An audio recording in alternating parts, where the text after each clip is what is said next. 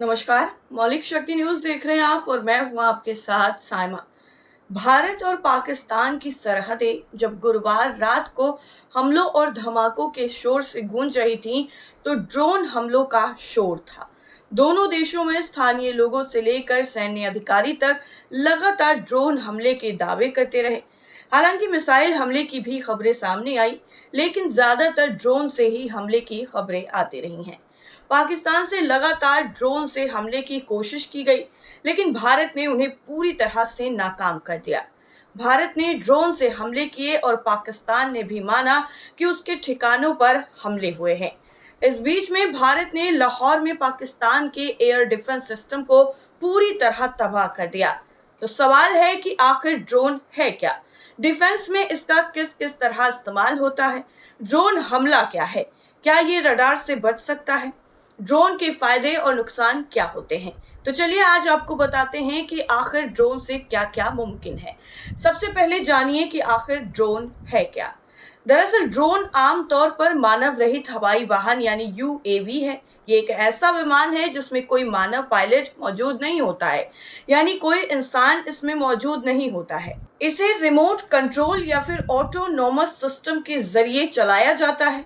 Drone कई तरह के होते हैं जो सैन्य, वाणिज्यिक, कृषि और मनोरंजन जैसे क्षेत्रों में उपयोग किए जाते हैं। सैन्य के संदर्भ में अगर बात करें तो ड्रोन का इस्तेमाल मुख्य रूप से निगरानी, टोही और हमले के लिए होता है। सैन्य क्षेत्र में ड्रोन का इस्तेमाल कई तरह से होता है, जिसमें निगरानी और टोही पहला है। दरअसल ड्रोन दुश्मन के क्षेत्र में गतिविधियों की निगरानी और खुफिया जानकारी इकट्ठा करने के लिए उपयोग किए जाते हैं।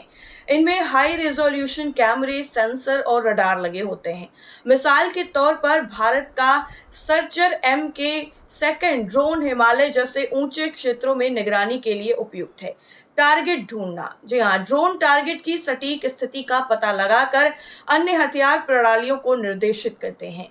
दरअसल LMS यानी लोटरिंग मॉनिटर सिस्टम जैसे कुछ ड्रोन विस्फोटक ले जा सकते हैं और टारगेट पर सीधे हमला भी करते हैं। भारत का बाज attack drone rocket launcher fire करने में भी सक्षम है। रसद सहायता, दरअसल ड्रोन दवाइयां या फिर गोला बारूद जैसे अन्य सामान दुर्गम क्षेत्रों में पहुंचाने के लिए उपयोग किए जाते हैं। स्वाम ड्रोन, दरअसल कई ड्रोन एक साथ हमला करते हैं जिससे दुश्मन की रक्षा प्रणाली को भेदना आसान हो जाता है। इसे ही स्वार्म ड्रोन कहा जाता है। और अभी हाल ही में पाकिस्तान की तरफ से भारत पर स्वार्म ड्रोन की तरफ से हमला करने की कोशिश की गई थी, लेकिन उसको S-400 ने पूरी तरीके से नाकाम कर दिया और सारे के सारे ड्रोन मार गिराए थे। अब चलिए आपको बताते हैं कि आखिर ड्रोन हमला क्या है। दरअसल ड्रोन हमला एक ऐसी सैन्य कार्रवाई है जिसमें ड्रोन का उपयोग टारगेट को तबाह करने के लिए किया जाता है।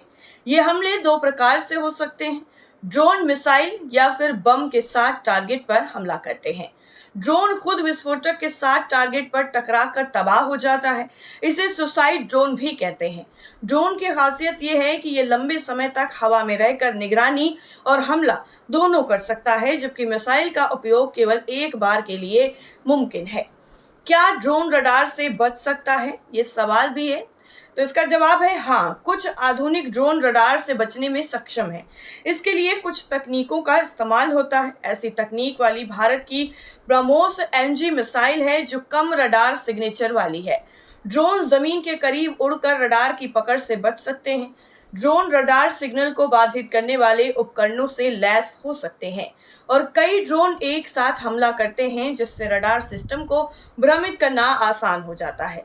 हालांकि भारत का S-400 या लेजर आधारित DEW जैसे उन्नत रडार सिस्टम ड्रोन को आसानी से पकड़कर तबाह कर सकते हैं। अब चलिए बताते हैं कि आखिर ड्रोन के फायदे क्या है। दरअसल सैनिकों को खतरनाक क्षेत्रों में भेजने की जरूरत नहीं पड़ती है। ड्रोन सटीक हमले और निगरानी में सक्षम है।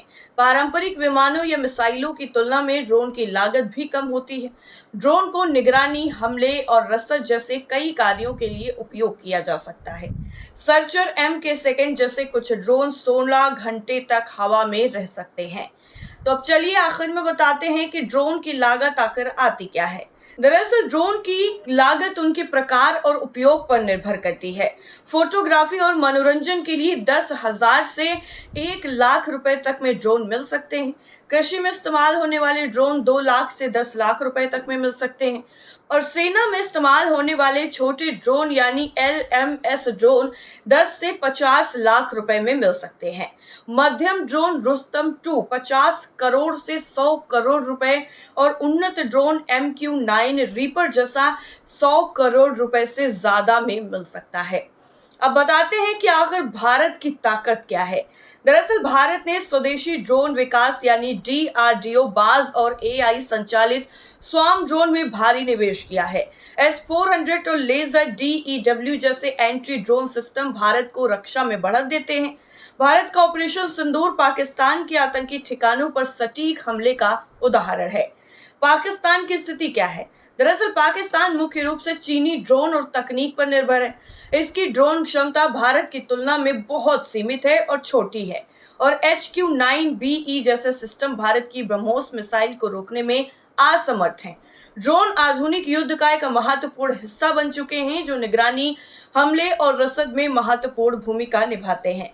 भारत ने ड्रोन तकनीक और एंटी ड्रोन सिस्टम में पाकिस्तान की तुलना में काफी ज्यादा प्रगति की है, जिससे उसे रणनीतिक बढ़त मिलती है। हालांकि ड्रोन की सीमाएं जैसे रडार और जैमिंग का खतरा इसे अजेय नहीं बनाती और भविष्य में AI और स्वार्म तकनीक ड्रोन युद्ध को और घातक बना सकती हैं। अब चलिए आपको बताते हैं कि आखिर एयर डिफेंस सिस्टम क्या है। दरअसल किसी भी देश के लिए दुश्मन के हवाई खतरों जैसे कि लड़ाकू विमान, ड्रोन, मिसाइल और हेलीकॉप्टर को नष्ट करने की तकनीक आधुनिक युद्ध कौशल के लिए बेहद जरूरी मानी जाने लगी है। भारत और पाकिस्तान जैसे देशों के संदर्भ में जहां सीमा पर अक्सर तनाव बना रहता है, इन सिस्टम्स की भूमिका और भी महत्वपूर्ण हो जाती है। एयर डिफेंस सिस्टम किसी देश की रक्षा में बल्कि युद्ध जैसे हालातों में एक रणनीतिक बढ़त हासिल करने में भी मदद करता है। वायु रक्षा प्रणाली यानी एयर डिफेंस सिस्टम एक सैन्य तंत्र। दरअसल एयर डिफेंस सिस्टम किसी देश की रक्षा में बल्कि युद्ध जैसे हालातों में एक रणनीतिक बढ़त हासिल करने में भी मदद करता है। वायु रक्षा प्रणाली यानी एयर डिफेंस सिस्टम एक सैन्य तंत्र है जो दुश्मन के विमानों, मिसाइलों, ड्रोन और अन्य हवाई खतरों से किसी देश की वायु सीमा की सुरक्षा करता है। ये प्रणाली रडार, सेंसर, मिसाइल और गन सिस्टम का उपयोग करके हवाई खतरों का पता लगाती है, उन्हें ट्रैक करती है और उन्हें नष्ट करने के लिए जवाबी कार्रवाई करती है।